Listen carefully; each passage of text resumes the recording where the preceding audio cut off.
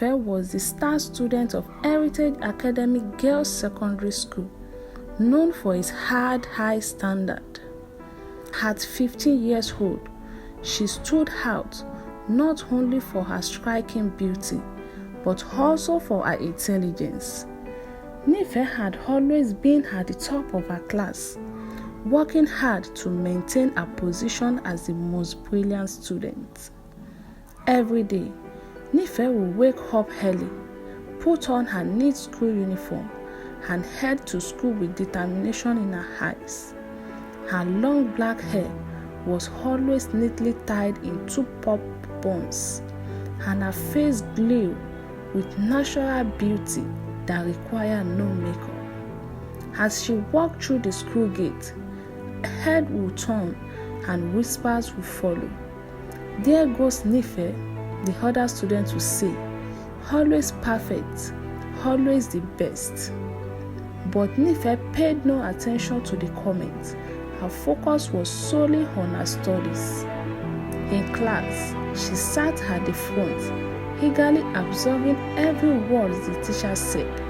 Her hand was always the first to shoot up when a question was asked, and her answers were always correct. However, Nife's beauty was becoming a distraction. Even the teacher found themselves staring at her during lesson. Mr. Daniel, the mathematics teacher, often stormed over his word when explaining problems to Nife. Mr. David, the literature teacher, admires Nife's graceful handwriting and thoughtful essay. Despite the attention, Nife remained hopeless. After school, while the other students rushed home or to their various clubs, Nife would stay back in the classroom. She pulled out her books, spread them on her desk, and dived into her studies. One evening, as the sun was setting and casting long shadow across the entrance of the classroom, Nife was deeply engrossed in her literature textbook. She didn't notice when someone entered the class. "Nife, you are still here," a voice called out. Nife looked up to see Mercy, one of her classmates, standing at the door. "Oh, hi Mercy," Nife said with a smile. "Yes, just finishing up some extra reading." Mercy walked over to Nife's desk, her eyes scanning the pile of textbooks. She shook her head and let out a small laugh. "If I was as beautiful as you, I wouldn't stress myself studying at this time. You could easily get favor from the teachers who admire you," Mercy said. Nife's eyebrow frowned in confusion. "What do you mean?" Mercy grinned mischievously. "Haven't you noticed how the teacher look at you? Especially Mr. Daniel and Mr. David. You could probably get good grade without all the extra work." Nife was shocked. She had never thought about using her look for any advantage. But that wouldn't be right, she protested. Mercy said, "I just thought anyway. I'm heading home. Stay too late, okay?" As Mercy left, Nife sat there, her mind swirling with the new idea. She had always believed in hard work and honesty. But was Mercy right? Could life be easier if she used her beauty to her advantage? With this thought weighing on her mind, Nife packed up her textbooks and headed home. The street was quiet, the street light casting on a soft glow. She couldn't shake off Mercy's word, and for the first time, she began to see her beauty as something more than just a physical attribute. When Nife reached home, her parents greeted her with a smile. They were proud of their daughter's achievements and had always encouraged her studies. But tonight, Nife was distracted. During dinner, her mind still pounded over Mercy's suggestion. In her room, instead of opening her books as she usually did, Nife stood in front of the mirror. She studied her reflection, noting her clean skin, bright eyes, and gentle future. She had been blind to the power she held. As she lay in bed that night, Nife made a decision. Tomorrow, she would try something different. She would see if Mercy was right about the power of her beauty. Little did Nife knew the decision would set in motion a series of events that would change her life forever. The next morning, Nife woke up earlier than usual. She stood in front of the mirror, hesitating for a moment before reaching for her makeup kit, a birthday gift she had never used. With trembling hands, she applied a light layer of foundation, a touch of blush, and a sweep of lip gloss. She left her hair down, allowing it to fall in soft wave around her shoulders. As Nife walked into the school compound, she could feel the differences immediately. More head tones than usual, and whispers seemed louder. Even some of the teachers did a double take as she passed by. In Mr. Daniel's math class, Nife decided to put Mercy theory to test when the teacher handed out a surprise quiz. Nife felt a moment of panic.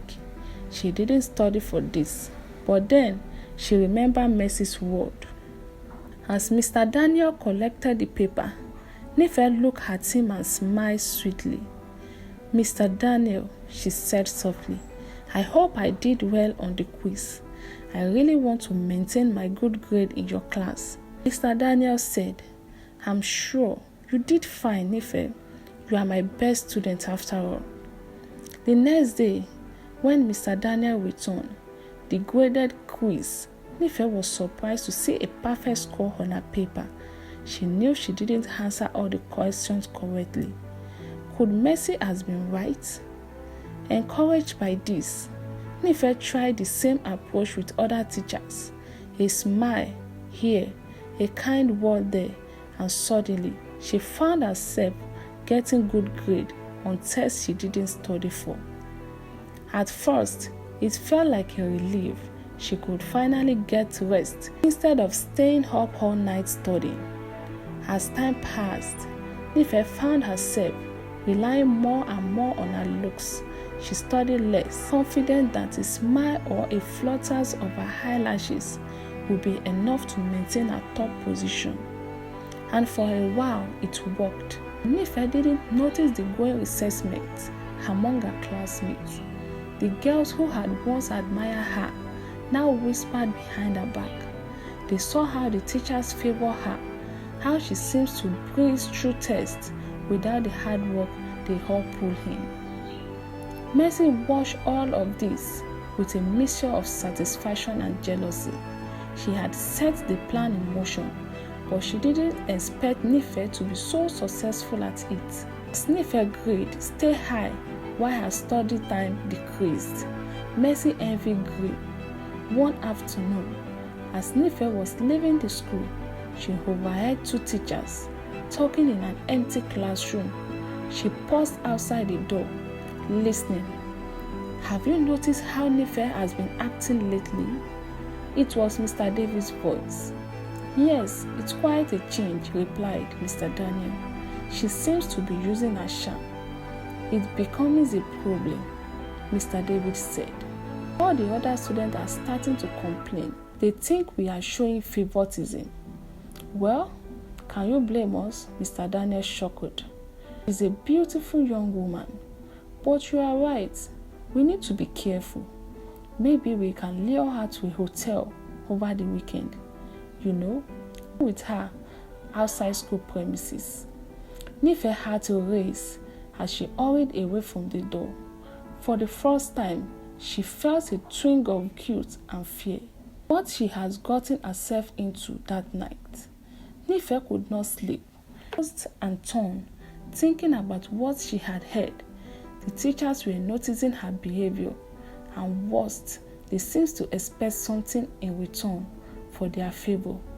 This wasn't what she had intended when she started this experiment. The next day at school, Nife felt uncomfortable at the gaze of her teacher. Every smile, every compliment now seems loaded with expectation. She realized that she had opened a door she didn't know how to close. After school, she found her friend logging under a tree in the schoolyard. Through her phone, "Mercy, I need to talk to you," Nife said. Her voice trembled slightly. Mercy looked up, a slight smile on her face. "What's up, beauty queen? Enjoying your new life?" "I think I have made a mistake. The teachers, they started to want more than just a smile, the favor they are doing me." "What do you mean?" she asked. "I overheard them talking," Nife explained. "They are expecting something from me. I don't know what to do. This has gone too far." Mercy was quiet for a moment, then she leaned in close. "Listen, Nife, you have come this far. Don't back out now. If the teacher wants more, give them what they want." Nife recoiled in shock. "What? No, I can't do that." "Why not?" Mercy pressed. "It's just a little further. Think about all the benefits you have been getting. Do you want to give up?" "No, Mercy, that is wrong. I never should have started this. I'm going to stop it now." As Nife walked away, she didn't see the dark look that crossed Mercy's face. She didn't know that her decision to stop would set off a chain of events that would turn her life upside down. The next morning, Nife woke up, determined to set things right. She tied her hair back in her usual 2 ponytails and went to school without makeup. She was ready to face the consequence of her action and return to her old ways of hard work and honesty.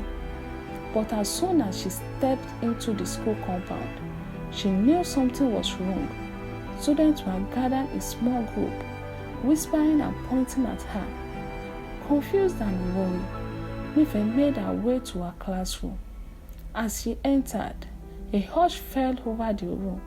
Her classmates stared at her with a mixture of disgust and pity. Nife's heart began to race. What was going on? It was Mercy who finally broke the silence. Well, she said loudly. "If it isn't our male teacher's pet, or should I say, little whore." Nife felt as if she had been slapped. "What are you talking about?" Mercy stood up, a cold smile on her face. "Oh, come on, Nife. Everyone knows what you have been doing to get good grade. Sleeping with the teachers. That's low, even for you." "That's not true," she cried out. "I never did anything like that."